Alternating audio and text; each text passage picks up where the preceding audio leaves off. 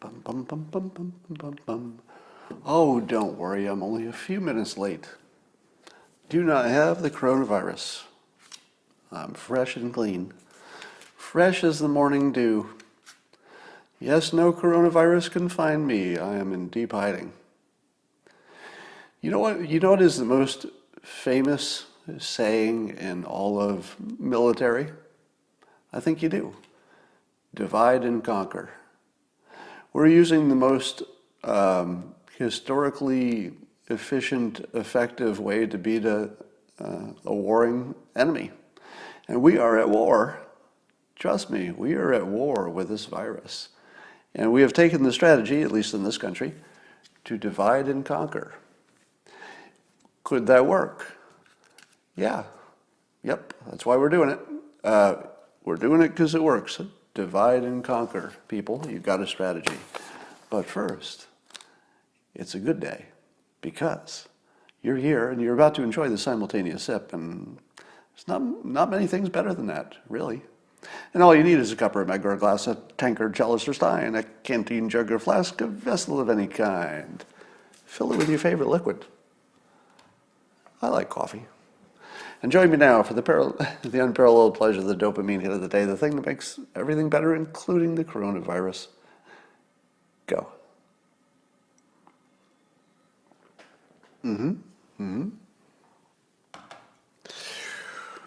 I feel my immune response up to the challenge. Went for a really nice walk last night after dark. So the weather around here is, we're in that season where it could be a good day or a bad day, 50-degree swings. And last night it was pretty chilly, but I put on my big coat and scarf and hat and went for a long walk. And it is a really interesting world out there because there are a lot of people taking long walks because there's not much else to do.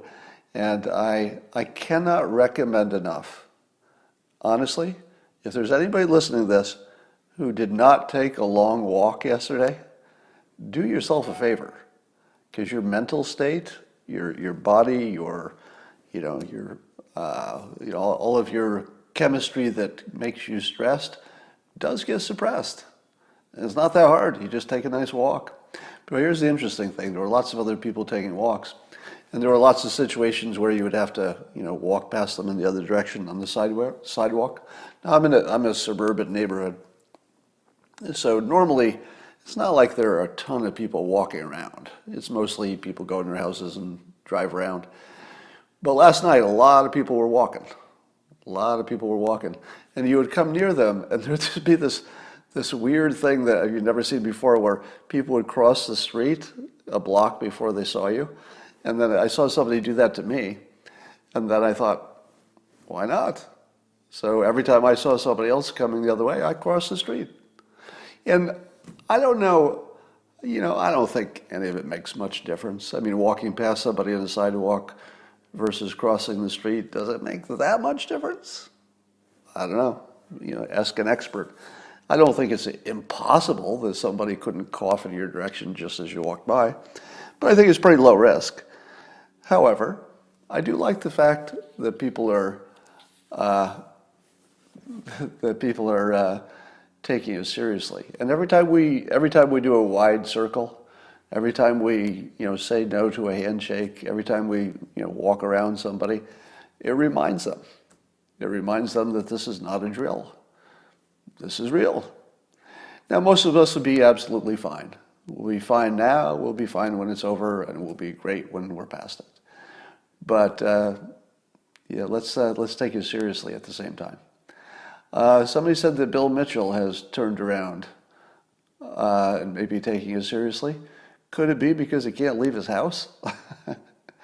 There's part of me that wonders if, I don't think this is the case, but part of me wonders if the nature of the restrictions are meant to get your attention as much as they're meant to separate you. Now, of course, the important thing is to separate you. That's the functional part of it. But I have to think it has this second benefit that I'm sure people thought of, which is People did not take this seriously until the government of the United States said, don't leave your house or the police are going to tap you on the shoulder while from 6 feet away. They'll have like a 6-foot pole and they'll say, hey, get back in your house. Not really. They don't really have a pole, but you know what I mean. And I think this has finally turned people around. I saw some tweets by Elon Musk. Now, some of you know that Elon said some things that sounded like he was minimizing it or comparing it to a regular flu or something, which a lot of people did early on and then talked themselves out of it as events proceeded. But it looked like from the last couple of tweets I saw from Elon, he was talking about a particular drug. We've talked about it. What's it called? It's got that weird name that's hard to pronounce. Chloroquine, a drug for malaria. And apparently we're seeing multiple reports, not yet scientifically valid in humans, but assumed to be valid because it's been tried enough now already. Then people are seeing pretty clear across the board's benefits. Now this is for somebody who's already got it, and apparently it makes a big difference. But here's more good news. All right, so this drug, chloroquine, and it's something Elon Musk tweeted around, does look promising. It does look promising. But there's another drug that seems to be I don't know, I'm not enough of a chemist to know what's going on here, but it looks like a stronger version of it or something in the same family called hydroxychloroquine. Hydroxychloroquine. And I think there's a 2020 peer-reviewed paper. And again, peer-reviewed paper doesn't mean it's true, doesn't mean it's right. It just means it passed, one filter of which you would hope it would pass lots before you really believed it. But in an emergency, people probably are going to take a different risk profile than they normally would and should. That makes sense in an emergency. And it looks like this version of the drug is maybe 4 times, was it 4 or 5? I forget, but 4 or 5 times stronger, at least in vitro. In other words, in a test tube, it was 4 to 5 times stronger. And I believe that both of these drugs are well understood. At least the chloroquine is well understood for sure, because it's something that people have been taking for a long time for malaria and I think rheumatoid arthritis. So we understand the risks. And I think the thinking was that this new drug that's 4 times more effective is close enough in nature to the other one that we do know a lot about, that it's probably not the biggest risk in the world to make this available, especially to people who seem to be getting helped by it. So we've got 2 things that look really promising. So I said to myself, well, I assume we're just cranking out lots of that stuff, right? I mean, just in case. Wouldn't you assume that just based on the early reports, our government would be trying to stockpile that stuff as quickly as possible? So I said to myself, well, who makes this chloroquine drug? So I drilled down a little bit, and it's a French company. So the drug that probably, at this point, it's one of 2 drugs. The other one is remdesivir or something, a drug that used to be used for HIV, but I think they got better ones now. And that appears to be very, very effective as well. So anyway, but this chloroquine is made by a French company called Sanofi Adventis, merger of the 2 companies. And then my trail went cold because I was doing this just before I came on. That's why I was a few minutes late. I was trying to see if I could figure out where the drug that, if I had to guess, I think it's going to be the key to this thing. Because long before we get to a vaccine, although that might be mind-bogglingly fast, because I talked about this yesterday, any assumption you make about how long it takes to get a drug approved under a normal situation, I think you have to at least suspend your assumption that it will look like that. And and think that maybe this is a big enough issue that we'll take a bigger chance than we normally would. I think that's fair to say. So we'll probably have a vaccine faster than anybody except President Trump predicted. Watch when that happens. Watch what happens when we do get a vaccine and it's faster than anybody except Trump predicted. What's that going to do? What's that going to do to the world? You know, the collective brain of the world. If I had to bet on it, it's going to be somewhere between where Fauci is sort of, quite reasonably telling us that best practices would put it maybe a year or 18 months out, and probably closer to 18 months. And the president made happy sounds like, well, it could be just several months, which would be, record-breaking, mind-boggling, impossible. Nobody knows how you could do it. I'm going to bet it's somewhere in the middle. Maybe a year. I mean, if we get a vaccine in 9 months, which I think all the experts would say would be impossible under normal circumstances, but if we get it in 9 months, I'm not going to be surprised, because the principle in play here is that all of human ingenuity is focused on it. It's not like normal stuff. Every opportunity to cut a corner will be used. So you're not betting on Trump so much as you're betting on the collective talents of the most talented people our country has ever produced, and they're on it. But here's the thing: who makes this drug? So it's a French company that is the corporate company. But do you think that they manufacture this in France? I'd like to know that. If somebody can find that out, and I'm not clever enough to dig down to know how a particular company manufactures a particular drug in which factory. I don't know how to find that out. But if there's anybody who can you get me an answer to that? Because I'm afraid the answer is going to be China, right? Now here's a question for you. Let's say there is a drug, we know it works, or we're hopeful that it works, and the risk management, the threshold has been reached, meaning that we definitely want to go hard at this drug, even with a little bit of risks. How would we do it? Well, I'm looking at your comments. Somebody said maybe India, maybe China, but let's say it's China. I think that's probably a good guess, right? Now, there's a company that holds the patent, and then it's manufactured in China. Would we produce that drug? Could we? I know we could physically. I believe we could. Could we clone it to its generic and then mass produce it in this country without benefit of owning the patent or any copyright, whatever they've got there, whatever kind of protection? It would be a patent, I guess. Could we make it? In other words, could we break their patent because it's an emergency? Yes, we could. Are we going to not make that drug because it would be against the law? No, that's not going to happen. If there's a patent law that prevents us from making this drug, we are going to ignore the patent law, and we're going to ignore it like it never even existed.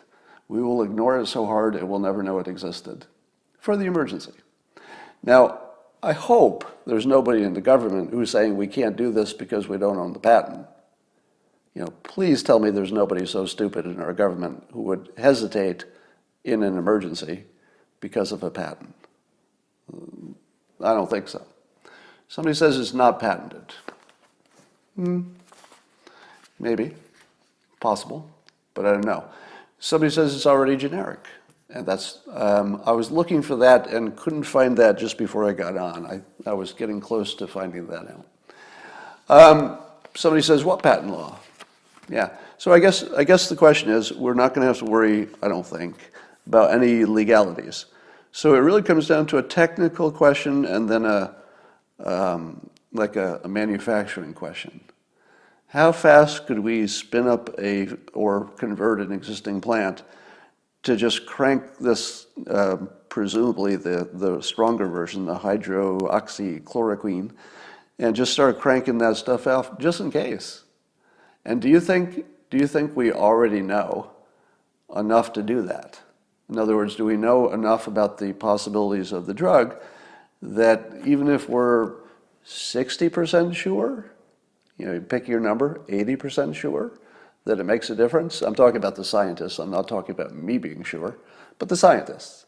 If they're somewhere in that 60 to 80%, certain that this could be a useful drug, where is my news reporting on where this is happening? Because what would make me feel a lot better is to read in the Breitbart or New York Times or whoever does this story that here's the factory and they're already converting, and by the end of the week they'll be cranking this out like crazy, and we don't care about this French company. It's like they don't exist. We're just going to make this and we're going to give it out like crazy just in case.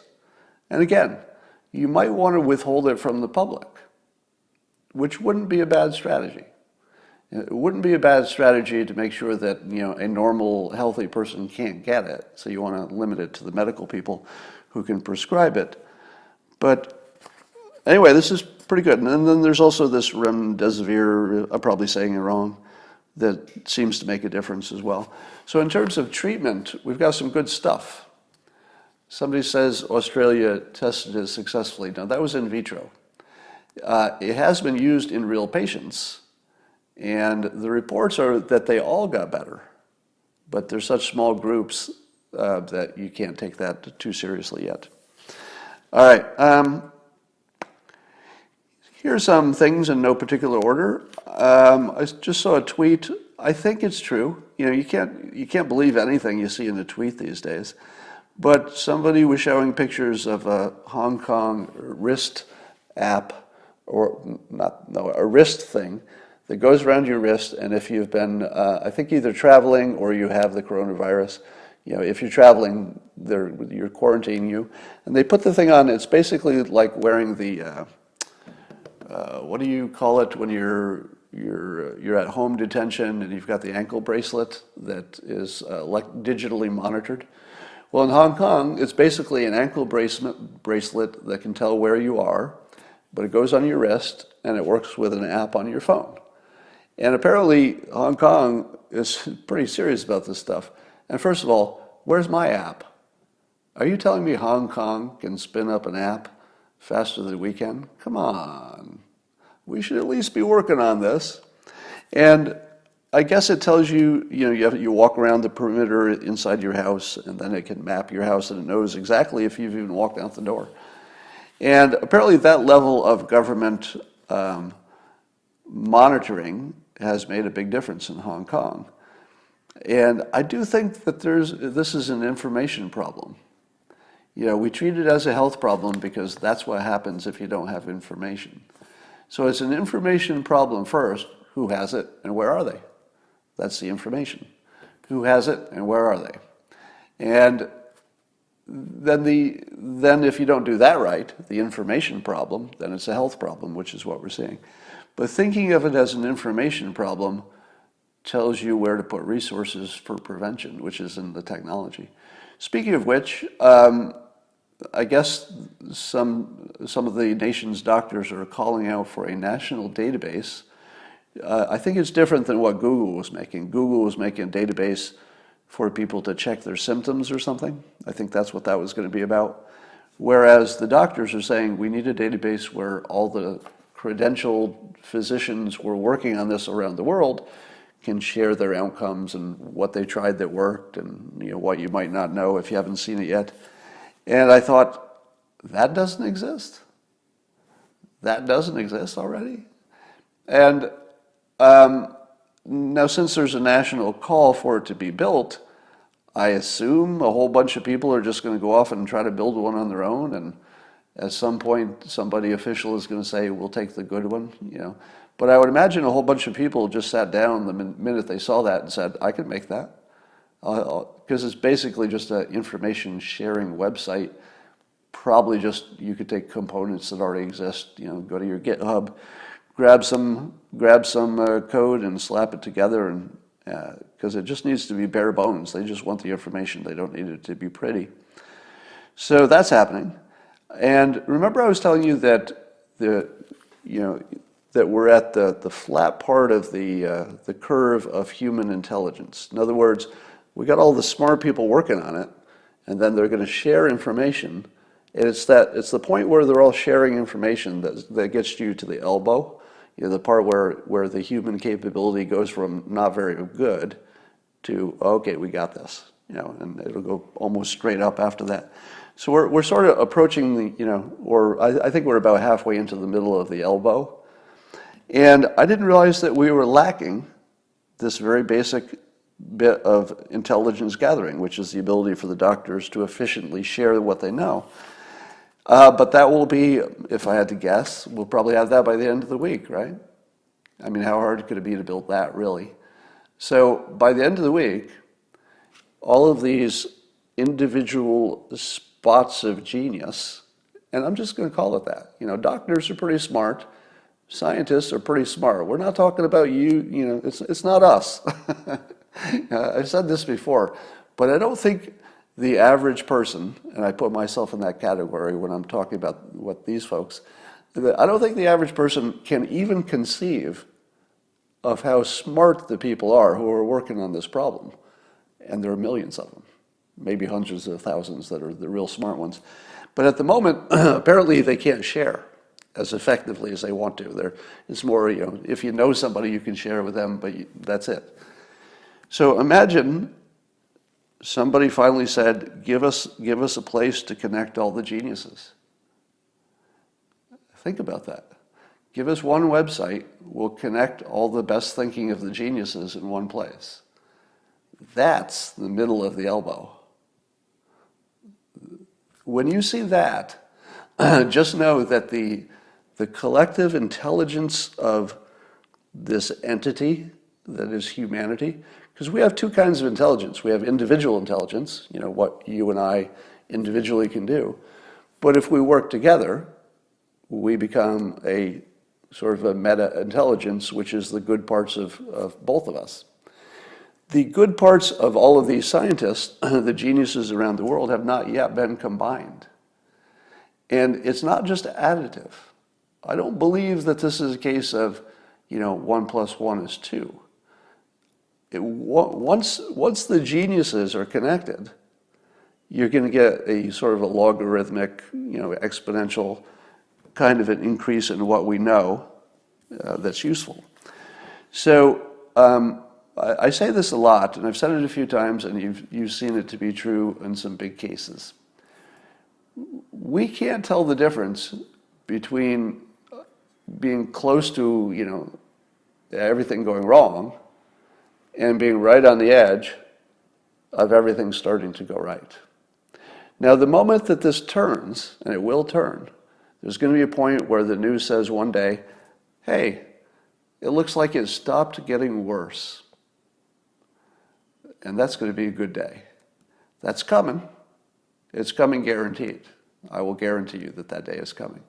And once we get a handle on it, we are going to beat this frickin' virus into the ground with an attitude. With an attitude. All right. I don't think any of us should come out of this without a new skill. I'll just put that out there. I talk about skill stacking all the time. But when in your life are you going to have another time where you're forced to stay home for weeks and you're a little bit bored? Is that ever going to happen again? Ever? Will there ever be a time when you could just say, nothing I can do. I'm just going to stay home for a number of weeks, whatever it is, and I'm going to be a little bit bored. If you don't come out of this with a new skill, you're doing it wrong. You're doing it wrong. You should come out of this stronger, not weaker. You want to come out of this maybe with less income. It's going to happen to a lot of us. It certainly will happen to me, but I'll be okay. And no matter where you are, income-wise, if you take a hit, You can compensate for that in the long run by adding a skill. Sign up for a class. Learn something that's compatible with what you already do, that makes you the obvious person to get promoted, the obvious person to get a better job somewhere else. So you can somewhat compensate. It's not a one-for-one, but for many people, it's more than one-for-one. For many people, they'll be able to add a skill, something they always wanted to do, and when things go back to normal, which they will, well, you came back more valuable. So you can work on your net worth by improving your skills. So a lot of people are going to do that. I certainly am. So how about this? Do any of you have a non-complier in your household? Do you have anybody in your house who's too big to physically control? So it's a older kid or your uncle or your grandmother lives there or anything. Do any of you have somebody in your household who's saying that they're not going to shelter in place and they're just going to go about their business? What do you do about that? You can't really kick them out of the house, right? So I'm wondering if that's a widespread problem or if everybody's got things under control in their homes. Anyway, I'll just put that question out there and then I'll wait for the comments to come in. All right. So let me teach you a relaxation technique. Would you like that? This is an actual hypnosis / technique. So it's not exclusive to hypnosis. I'm not going to hypnotize you. Don't worry. I might do that later, but it'll be a separate periscope. This is a way to relax yourself. It works every time. All right. So what I'm going to tell you literally will work every time. So you don't have to worry. Well, I don't know if that would work for me. No, this just works for everybody all the time. And it goes like this. You should turn off your screens, for multiple times during the day. I like to not turn off my phone for more than an hour because I'm paying attention to, developing news, and we need to know what's happening in our community. Did your school get closed? Have the restrictions changed and all that?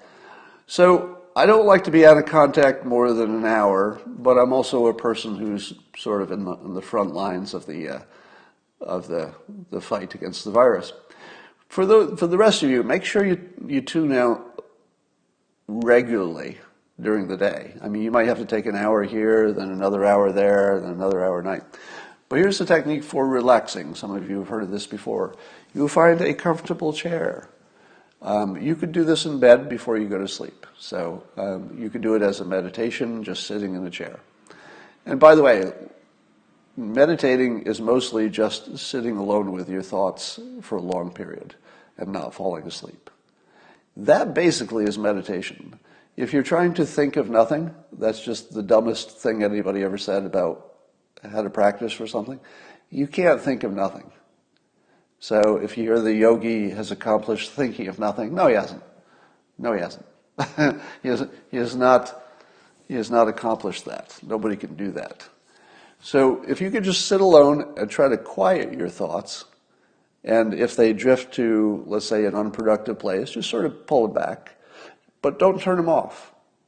Just push them back to something harmless. Think about laying on the beach.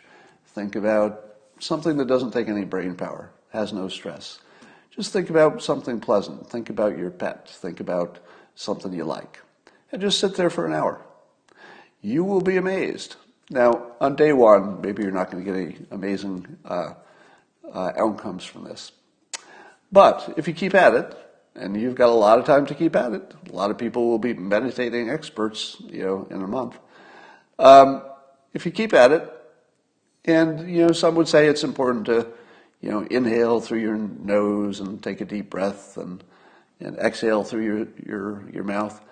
But if you just sit quietly with your, in a comfortable position for an hour and try to quiet your thoughts, you're going to have a big, big gain.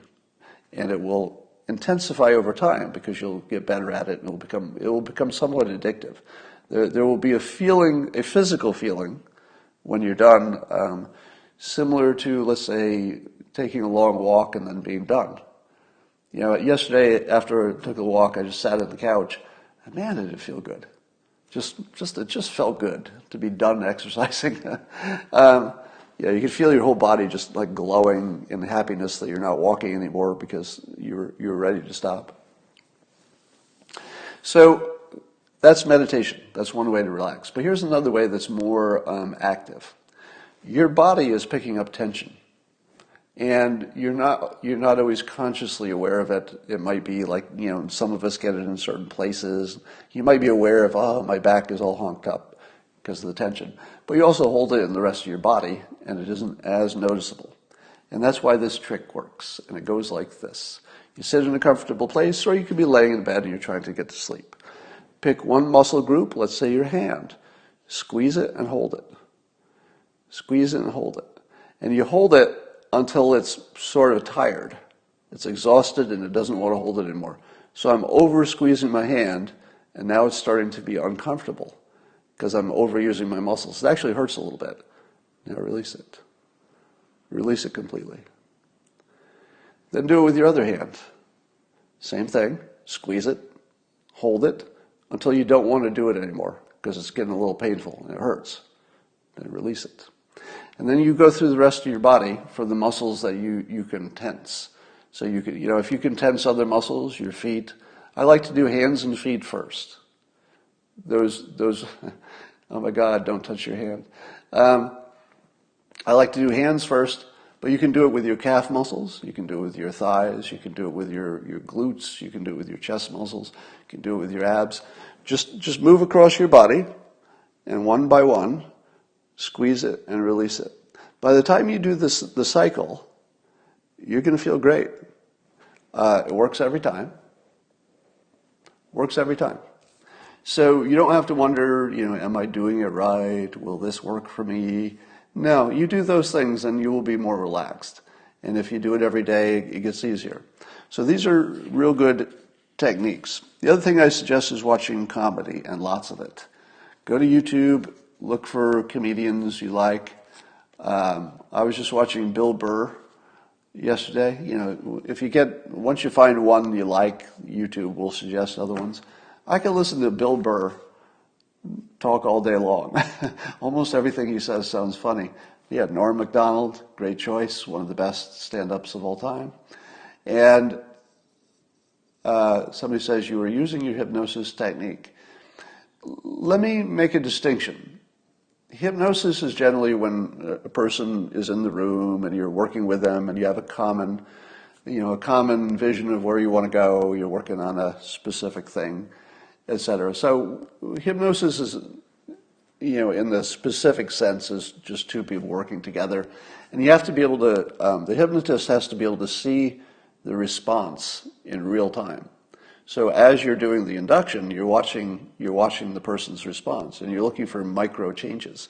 So you're looking for changes in breathing, changes in muscle tone, changes in even blushing, etc.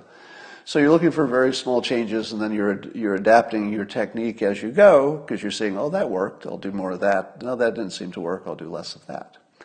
So you can't do that in a mass setting. But that said, all of the knowledge and technique of hypnosis does become just part of your communication stack. So if you say, am I using my hypnosis technique when I'm talking to you? The answer is always yes, but not with the intention of putting you into a trance or anything. It's only the intention of, I know what is likely to be persuasive, and I know what is likely not to be. So I do things that are persuasive. That's not exactly hypnosis. That's just communicating effectively. Do you use self-hypnosis? I do. Yeah, when I took hypnosis class, what was it, 40 years ago now? One of the things that the hypnosis instructor did was he hypnotized all of us to be able to hypnotize ourselves so that we could do self-hypnosis and put ourselves into a deep relaxation. So 40 years later, I can still do it and do it instantly, and it's just like the first day. Now, why does it last 40 years? It lasts 40 years because the hypnotist created a simple association, and then I reinforced it. Had I not reinforced it, it wouldn't have lasted. And the simple association was this. We would hear the hypnotist's voice, and he would, just go through a relaxation routine, and we would feel relaxed. So we associated his voice, which I can still hear just like it's in the room. We associated his voice with our relaxation. Most of life is just that, associating two things until the qualities of one thing trigger or conflate with the other thing. If you thought of persuasion and hypnosis as mostly that, you'd be pretty close. All right.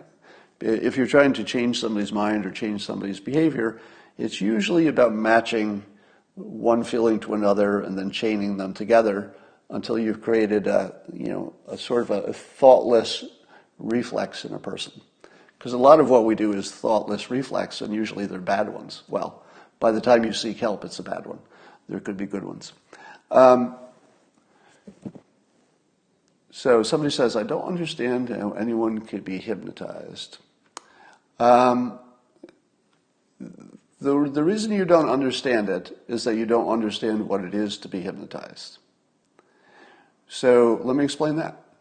So in let's say a setting with an actual hypnotist, somebody who's, you're paying money and you went to a hypnotist. In that setting, hypnosis works on every person who wants it to work. So the key is that you have to want it. There's no getting around that, right? If the subject is sitting in the chair saying, watch me resist this, I can't be controlled, I will defeat this hypnotist with my willpower, well, then they can. Guess what? That's really easy.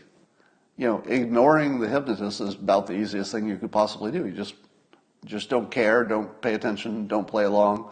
There's no risk of being hypnotized. It's the easiest thing in the world. Likewise, you could be in a deep hypnotic, they call it a trance. I'm not sure you can define what a trance is, but just somebody sitting quietly and they're sort of in sync with the hypnotist. So you could call that a trance, but it's hard to define what a trance is. That person at any point can just say, oh, I'm late for something, and just get up and walk out. They can. There's nothing that stops you. So if you're saying, I don't know how I could be hypnotized, because I would never do something that I didn't want to do. That's how most people think of hypnosis. There's nothing like that. There's no point at which a hypnosis session would involve you be doing something you didn't want to do. Nobody would do that. You only do things you want to do. And if you want to do it, you're going to be open to associating it with something else. So, back to my example of self-hypnosis. When I do self-hypnosis, I can count from 1 to 20, but I don't count it in my own voice. Sorry. I count from 1 to 20, but in the voice of the hypnotist, who I assume has been dead for decades, but I can still hear it. And the association triggers me into relaxation. It's basically instant. So if you want to use self-hypnosis, think of it this way. Self-hypnosis is nothing but associating two different things. So here would be self-hypnosis. Somebody says, you sick, bro? No, I just always have a congestion if I'm talking too much. So I don't have sore throat. I don't have any illness symptoms at all. Actually, I'm feeling amazing because I'm doing all kinds of exercise and eating right and getting a lot of sleep. Honestly, I've never felt better. That's not a joke. In terms of my physical health and vitality, I've never felt better. I'm in really good shape right now, and I hope the rest of you are taking this seriously as well. My goal, quite simply, is I'm going to try to delay being exposed to it, but if it happens or when it happens, I want to make sure I'm not one of the people who needs a hospital bed. So, my willingness to stay as healthy as I can is partly for myself. Well, it's a lot for myself, of course, but there's a social element to this. So if I can stay healthy enough and away from the virus so that I don't take up any medical resources, I'm going to feel pretty good about myself, honestly. I'm going to feel like I went through the virus war and I did my part, and it was hard, but I made it work for my little corner of the world, and I hope the rest of you are doing the same. All right, I know this hypnosis topic is fun, so I'm going to talk about it some more because it just gets your mind off of stuff, right? So back to my point. Self-hypnosis, if you simply think about it as setting up associations, you can already do it. It really is that easy. So, for example, let's say you set up a little area somewhere in your house where there was a place you could comfortably sit, and maybe it's not the place you sit for other things. Very important. Remember, self-hypnosis is about associating two things. If you pick a place in your house that you use for other stuff, such as your bed, don't do it there, because bed is other stuff. Don't do it in that chair that you always read, because that's your reading chair. Don't do it in your chair where you do work. That's your work chair. Find a chair that hasn't been used for anything. It's a place you just don't sit. Get a new chair. Put a pillow on the floor. Find a place that has no prior association. You want to find a place with no prior association. Do you know why it works so well when you go to a hypnotist office and sit in the hypnotist chair? One of the reasons that works better than anything you could do in your own environment is that you've never been in that chair before. And you're entering an environment that's fresh. So whatever associations are formed once you enter the hypnotist office are formed consciously by the hypnotist. And it happens from the moment you walk in and shake hands back in the old days, or in today's world, hi, I'm over here. But from the moment you walk in, the hypnotist is starting the hypnosis. Now, and the hypnotist will tell you this. An ethical hypnotist will tell you that the conversation from hello is part of the process. Now, the first part of the process, where you're just talking and you think you're having a conversation, and you're just talking about what's going to happen next, you think that's not the hypnosis, but it's part of the process. And that process is building credibility and making you relax and making you understand what's happening and building an expectation that it's going to happen. So the first part is entirely about building the expectation in your mind that this will work and it's going to happen in a minute. If you don't believe it's going to work for you, you're not in the right frame of mind. So the hypnotist will often, dress well and maybe have a suit, and we're actually taught this. Put a degree on the wall. So you're creating an environment where the person walks in and they're already primed because they've decided they want this before they walk in the door. Once they walk in, this is not about the wanting anymore. This is about the belief. So it starts with wanting to be part of the process. You can't avoid that. This is only for willing people. Secondly, they walk into the hypnotist's office, and now they're being primed. You're just having a conversation. The hypnotist is saying, in a moment I'll ask you to relax. This is what will happen. This is what you'll feel. This is what to expect. I do this all the time. You're my millionth person. Yeah, it'll totally work with you. I'm an expert on this. And your mind, by this point, remember, you wanted this. You're so primed. And the priming is a really big part of the process. If you haven't primed people right, it doesn't work, or it doesn't work as well. So that's the first thing. All right, so back to you. You found a place in your house that isn't used for anything else. Now you've recreated in a small way what the hypnotist's office does, a fresh environment. All right, it has no associations. So you've got your little fresh environment, your chair, your seat, your pillow, the place that you're only going to do this. And then you say, this is my meditation place. Oh, what did I do there? Did I just conflate meditation with hypnosis and self-hypnosis? Yes, I did, because they're not that different. The goal of just meditating is being able to quickly put yourself in a relaxed state. The goal of self-hypnosis, usually, is to do the same. And they look almost the same. So all you got to do is find your little place, do your little tricks of squeezing your muscles, if you have to do it the first time. Eventually, and let me explain this so you can really see how this works. This is just a perfect example. On day one, you sit in your fresh little environment with no prior associations. and you can't relax. You're tense. You're thinking about life. Do the muscle thing. One muscle at a time, one muscle at a time. Works every time. You don't have to wonder if it'll work. It'll work. Then do that every day for a week. What happens on the 8th day? You go to your little special place, and you sit down, and suddenly you don't have to do the muscle squeezing. Because the association of you sitting on the pillow and being super relaxed now has formed an association in your mind, if you do it enough. And it doesn't take long. A week would be fine.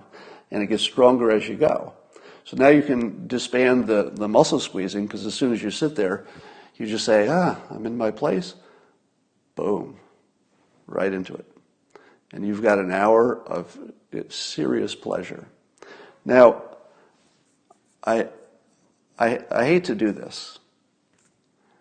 Well, maybe I won't. I'm going to save that. I might bring on a special guest in the future to give you a little more tips on meditation. Somebody that I've been reading and listening to people talk about meditation for forever, basically, and they're all really bad at explaining things. And what I mean is, when people say, how do you meditate? They say things like, well, clear your mind and use this mantra and whatever. And I always say to myself, I don't really get that. Can you explain it better? Maybe it's the way you're explaining it. Is there something I'm missing? It feels like incomplete. But yes, somebody already guessed in the comments. Yeah. So Naval Ravikant. I was just talking to him the other day, and he explained to me meditation in a way that's at least a little bit close to the way I explained it, in a way I'd never heard before. But he can do a better job of completing this picture. So maybe someday we'll ask him to do that. And if he's done it independently, maybe I can find it. So somebody says it's the disconnecting your body from your mind. Yeah, but the best way to disconnect your body from your mind, if you're not good at it already, is that muscle squeezing trick. It will work every time. Somebody said, I was listening the other day to Dr. Drew, and I think it is your voice that is soothing. Well, let me teach you something about voice. Why not? I'm going to make it my mission that at least the people who watch my periscopes are going to leave this crisis smarter, like a lot smarter, maybe healthier too. Then why not? We can. Might as well. What was I forgot what I was going to talk about there. It wasn't hypnosis. Voice, that's it. So if you watch, there's a movie called Network. Is that what it's called? An old movie about TV news people. And one of the characters was giving a tip to somebody who was less good at being on air on the news. And it's a tip I'd never heard before. And when I heard it, I thought, well, maybe that's just a movie thing. That's not something that a real newscaster does, right? I thought, well, that can't be a thing. And here was what the character, I think it was William Hurt, said in the movie. He was explaining how to read the news. He said, you should randomly emphasize words. And I thought, well, that doesn't make sense, does it? Does it make sense that if you're reading off the teleprompter, that you would just on your own, you would just randomly emphasize a word? Doesn't it make more sense that you would emphasize the important words, right? I mean, common sense. And then you watch him do it, and he's clearly just emphasizing random words, and you watch it and you go, why does that sound right? Why does that sound right? So what you're hearing in my vocal presentation is that technique. It's a technique I learned from that movie, but didn't believe it. It took me years before I figured out that's a real technique, that's a thing. And watch me do it right now. So you're actually watching it happen in real time, so you know. But watch the pace and the variation that you can tell I'm putting into it. Now, the change in tone helps a little bit. So sometimes I'm down here, sometimes I'm up here, and I make sure that I vary it. So the varying of the tone is both intentional and it's technique. But even more than that is the spacing of words. Watch these two examples. I'll just read something off of my page randomly.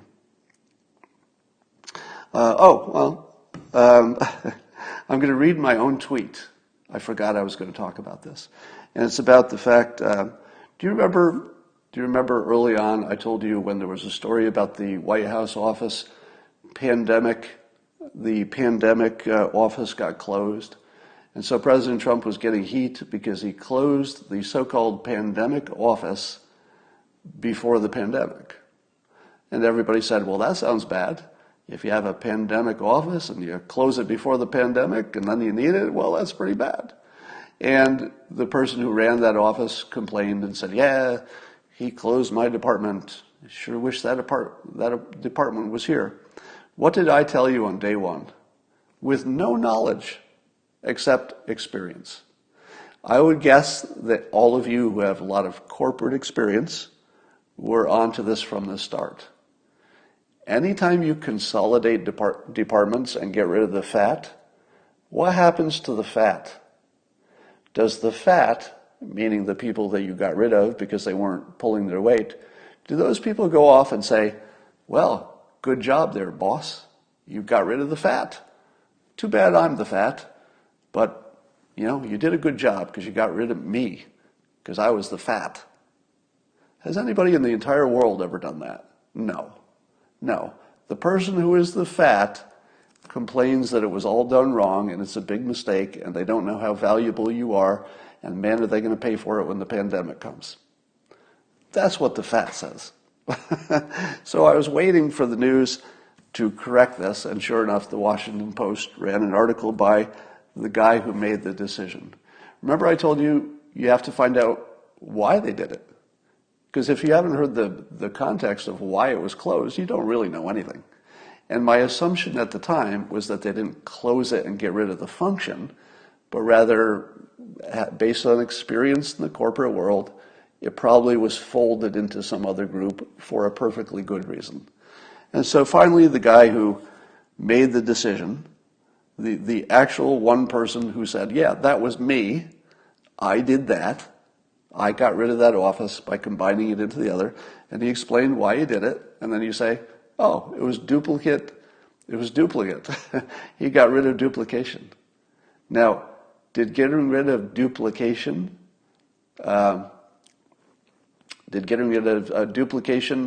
change anything? Probably made it better, but it certainly didn't make it worse. Anyway, so I'm going to read my tweet to talk about this vocal process.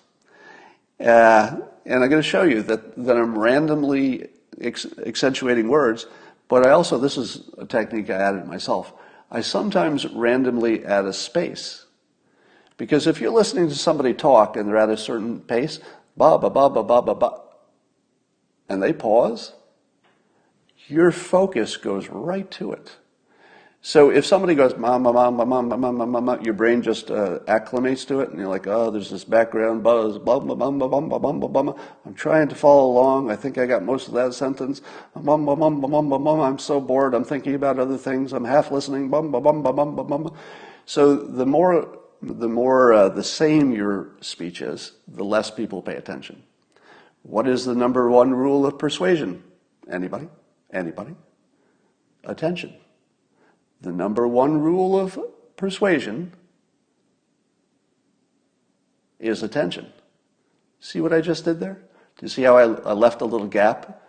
And you already even knew what I was going to say, right? You knew what I was going to say because I said it twice in a row. The second time I said it, I put it in a pause, and I made you stop and pay attention. And it worked. All right, now you were paying attention anyway, but you could probably feel it. As soon as I stopped my sentence in the middle and there was an unexpected pause, what did you do? You paid more attention. That's why I do it. So here I'll just read a tweet I wrote. And I said, as I told you on day one, based on experience alone, no, the White House didn't dissolve its pandemic response office. I was there. The I was there was the guy who wrote the article, not me.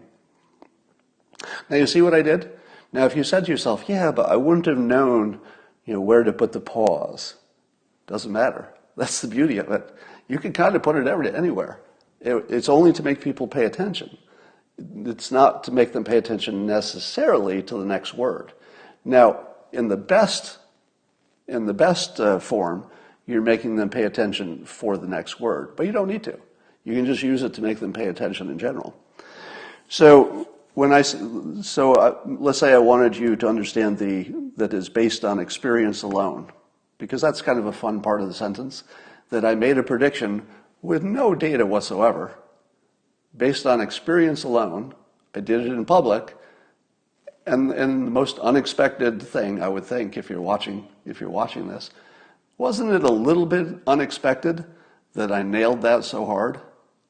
I mean, admit it. Who else? Did anybody else? Was there anybody else in the entire frickin' country who said, in public anyway, some of you probably were onto it early, but in public, did anybody else say, nope, fake news, probably got folded into another department because of redundancy? Basically, I said that. Somebody just reminded me of something I desperately wanted to talk about, and I kept forgetting. So thank you. So somebody was saying, just said the word ego. Somebody contacted me privately after Periscope. Somebody who was new to the Periscope and saw me bragging about a prediction. And they said, I like your work, but it just really turned me off when I saw you bragging about your success predicting something. It's like, didn't like the bragging, the ego stuff. Now, and I explained to him that he's lacking context. If you've been watching the Periscopes, you know that the purpose of me telling you, bragging if you will, and I'm doing it intentionally, is to reinforce that I have a certain filter on the world that I believe can be validated by being better at predicting than other people. So, should I not tell you that? Because that would be sort of egotistical, wouldn't it? Well, one of the lessons that I've taught you, and it's I think maybe the most important thing I'll ever teach you, is to remove your ego from the situation if you want to be effective. Your ego is your enemy and it's your obstacle. It's not your friend. It's not who you are. Your ego is a problem. You should treat it that way. Now, it can be a tool if you convert it from a problem to a tool, but you have to work at it. In this case, in order for me to let the audience understand that I'm making predictions and I'm really reinforcing them when I get them right, but I'm also really reinforcing them when I get them wrong. I think everybody would admit that, right? You've seen me make predictions that were wrong. I say it's wrong. I'll tell you a million times. I'll tell you why I thought it was wrong, etc. So we're trying a process. We're doing it in public. It requires me to make a public prediction and then reinforce how awesome it was that I got it right. It has nothing to do with how I feel about myself. I know that this is bothersome and annoying to some types of personalities. And it's probably interfering with your own ego, if I could put a guess on it, what's happening. If you could remove your ego from it, then you would be okay with me doing what I'm doing, knowing that I'm embarrassing myself in a sense intentionally, because whether I'm bragging about my successes or I get something wrong, both of those are reasons to be embarrassed, right? Both of those are reasons for criticism, and indeed I get criticisms for both. So I'm telling you in advance, I'm not going to feel bad when I get one wrong. I just don't feel shame that way. And I'm not going to be shamed into not crowing when I get it right.